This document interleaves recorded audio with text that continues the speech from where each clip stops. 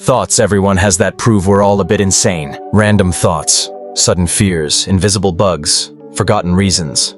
These aren't malfunctions. They're the quiet proof that we're all a bit insane, in the most human way possible. Let's get started. 10. Your voice sounds like someone else's.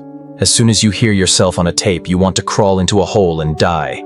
That can't be me. I don't sound like a toy that makes noise when you tread on it. And that's what everyone else has been hearing the whole time. For years, your pals have been quietly listening to that voice without informing you. When you chat, you can hear yourself in surround sound. Your voice travels through the air to your ears, but it also vibrates through the bones in your skull and goes straight to your inner ear. Those vibrations in your bones create bottom frequencies that make you sound like Barry White in your thoughts. You can only hear the air version of a recording. No bass boost for your head, just the raw, unadulterated truth about how you really sound. Your brain has been working on a picture of your voice for your whole life, and that picture includes those fake bass notes. So when reality arrives, it's a big surprise. 9. The room that took your mind. You have a job to do when you step into the kitchen. Then you just stand there like you've lost your mind. You can't recall what you were looking for, even if it was crucial just a few seconds ago. This isn't early onset dementia. Your brain is just working too well for its own good. The doorway effect is what scientists name it. Your brain slaps Ctrl-Alt-Delete on your present ideas every time you go through a door. It's making what they term a boundary for events.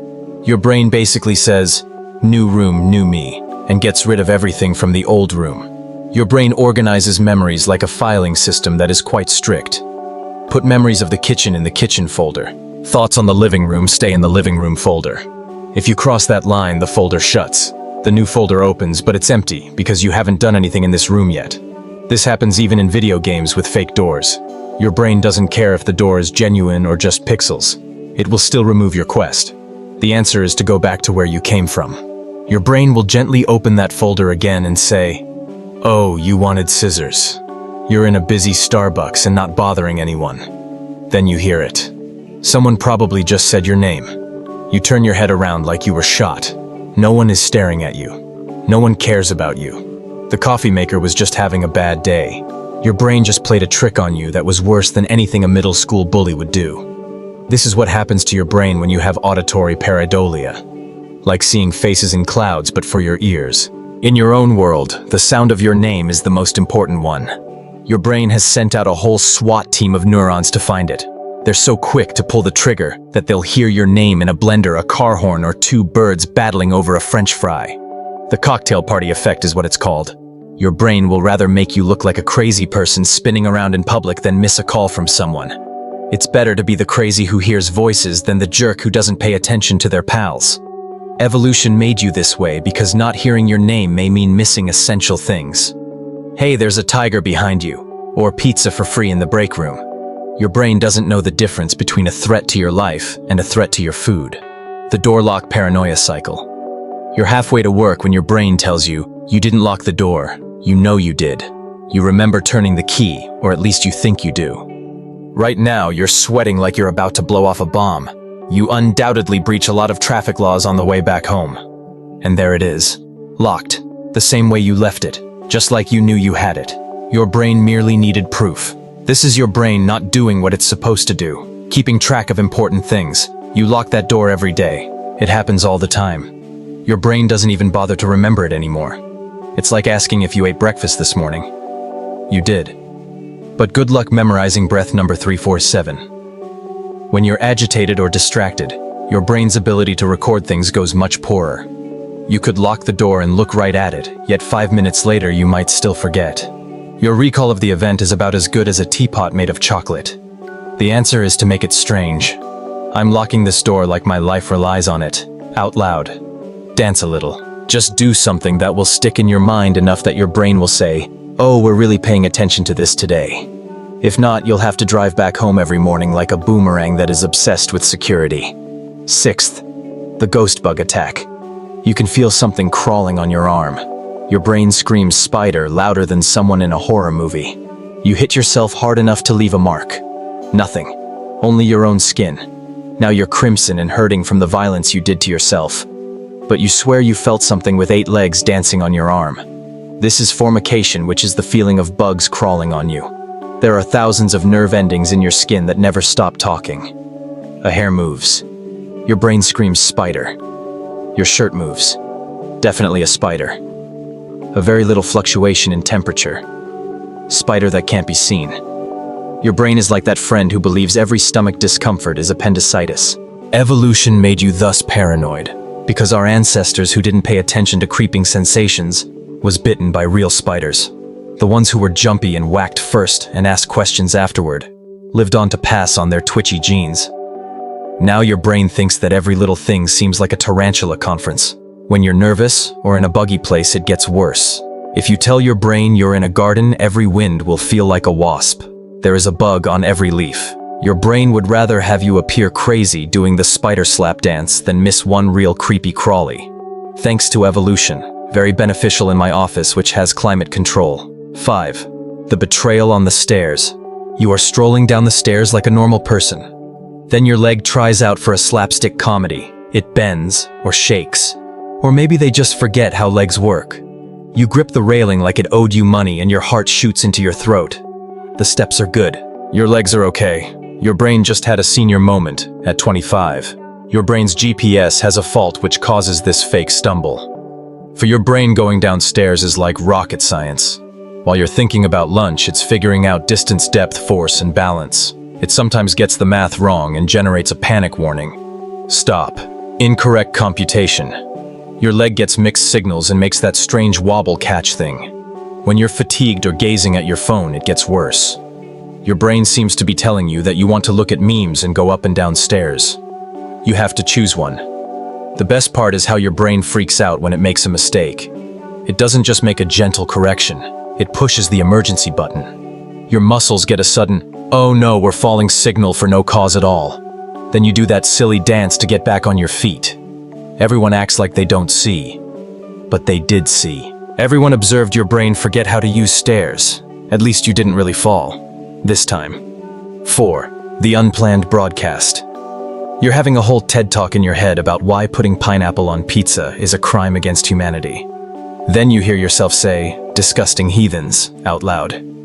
The individual next to you on the bus slowly moves away. Well done. Your brain just made you the insane person who talks to themselves.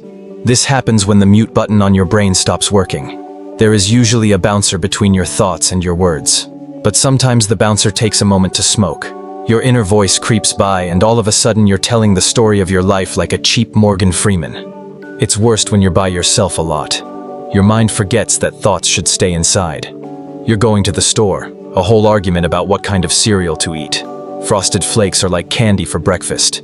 You tell no one. The produce section silently condemns you. Your brain is executing a lot of applications at once. Sometimes it mistakenly shares your opinions with everyone. For example, when everyone on a Zoom call may view your Amazon cart. Instead of buying humiliating things, it's your strange inner voice. The worst part is that it takes a while for you to realize you did it. That awful moment when it hits you. I just said that out loud. Yes. Yes, you did just call your boss a corporate overlord under your breath. It's time to make some changes to your resume. The idea that got away. You have the best answer. The best answer. What life is all about. There it is. Very clear in your head. Then it's gone like it never happened. Now you look like a goldfish with your mouth open, trying to collect smoke with your hands. Your brain just did the best magic trick ever, making a notion go away without leaving a trace. This is your working memory having a freakout. Your brain can only handle so many thoughts at once. Everything falls to the ground when you add one more ball. That great thought you had. The worry of whether you left the oven on pushed it out. You know it was great, which is the worst part. You can feel the ghost of that thinking. It feels like your brain is making fun of you. Oh, you wanted to keep the idea that won the Nobel Prize in mind. That's too bad. Here are the words to the Macarena instead. There are moments when thoughts are in this strange stage before words. They make great sense in your head, but you haven't put them into words yet. If you don't take them right away, they go back into the brain soup, gone for good, like rain falling over tears. The more you attempt to recall, the more it slips away. Your brain is like a Chinese finger trap. The more you fight, the more stuck you get. So all you do is stand there. You know you lost something vital, but you don't know what it was. 2. The brain party at 3 a.m. You're tired. Tired to death. I'm ready to sleep for a week. As soon as your head strikes the pillow, your brain thinks it's hosting a TED conference. Do you remember that awkward thing you did in 2007? Let's look at it for 3 hours. Dolphins might be smarter than us and just act dumb to fool us. You should probably change your whole life right now. Your brain turns into that unpleasant friend who wants to talk about deep things at the wrong times. This is a state of cognitive arousal. Your brain is occupied performing real things during the day. But at night, when there are no distractions, it's like giving a hyperactive child all the candy they want and asking them to stay still. Every idea you push down during the day gets ready for its day in the spotlight. That email from work that you didn't answer. Here it is. That strange look your neighbor gave you. It's time to look at it like a crime scene. Your brain should be slowing down, but instead it's like a Ferrari at a red light revving up. The terrible joke is that trying to make oneself sleep makes things worse. Your brain thinks, must sleep now, means emergency stay alert. You lie there stuck in a cycle of being tired and mentally hyper. Your brain is like the person who starts cleaning the house at night. Yes, it has to be done. But maybe not just now. 1. The person in the mirror is a stranger. When you see yourself in the mirror, you stop and wonder who that is. It's your face. But it seems like you're staring at someone you don't know. For a second, you really don't understand why this strange person is duplicating what you're doing. Then reality sets in. Okay, that's me. But the weird feeling stays.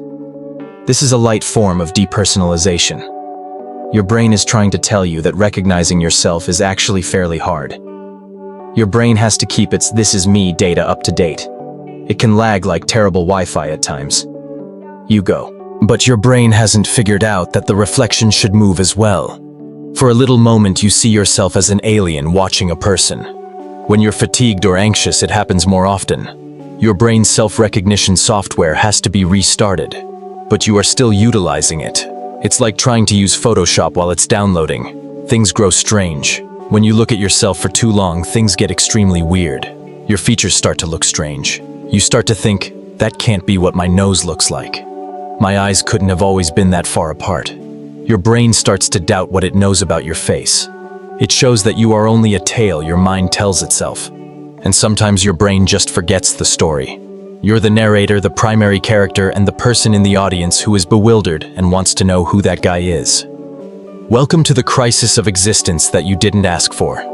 Thanks to your bathroom mirror. That's it for today. In the future, I'll be making videos like this. To see them, you need to subscribe.